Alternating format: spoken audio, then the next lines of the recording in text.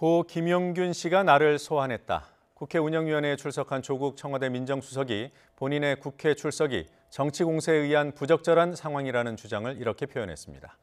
산업안전보건법 개정안 처리를 위한 대통령의 결단이었음을 강조하며 정치 공세에 적극적으로 대응하겠다는 입장도 분명히 했습니다. 이른바 저격수들로 운영위원을 대거 교체한 자유한국당이 단단히 벼른 만큼의 성과를 낼 수 있을지 주목됩니다. 국회 연결하죠. 염혜원 기자. 네, 국회입니다. 네, 오전 상황 정리해 보겠습니다. 공방이 치열했더군요. 네, 그렇습니다. 운영위원회가 문을 연 뒤 1시간 가까이 지나서야 질의가 시작됐을 만큼 날선 대립이 계속됐습니다. 질의 중에 여야 의원들 간의 설전이 오가기도 했는데요. 창과 방패 모두 만만치 않았습니다. 자유한국당은 운영위원 10명 가운데 박근혜 정부에서 민정수석을 역임했던 곽상도 의원을 뺀 나머지를 모두 교체했는데요. 언론계와 법조계 출신으로 당내 진상조사위원회 활동을 하고 있는 의원들입니다. 더불어민주당도 법조계 출신인 박범계, 박주민 의원으로 전력을 보강했습니다.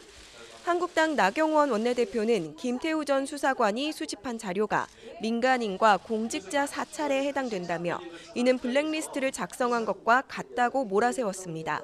또 김도읍 의원은 우윤군 대사 금품수수 의혹 등을 예로 들면서 정부가 정권 실세에 대한 보고는 묵인했다고 지적했습니다.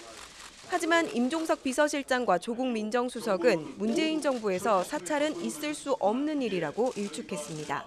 조 수석은 정말 민간인 사찰이 있었다면 자신은 즉시 파면돼야 한다고 단호하게 말했습니다.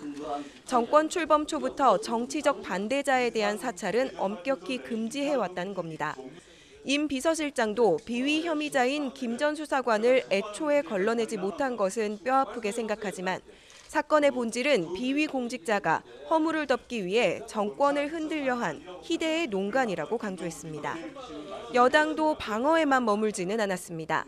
민주당 이철희 의원은 이번 사건은 비리 기업인과 비위 공직자, 정권 비토 세력 간의 3자 결탁으로 보인다며 그 몸통에 한국당이 있다고 정조준했습니다. 박범계 의원도 야당은 공익제보자라고 말하지만 김 전 수사관은 과학기술정보통신부를 감찰하며 자신의 자리를 만드는 등 오로지 사익만을 도모한 사람이라고 비판했습니다.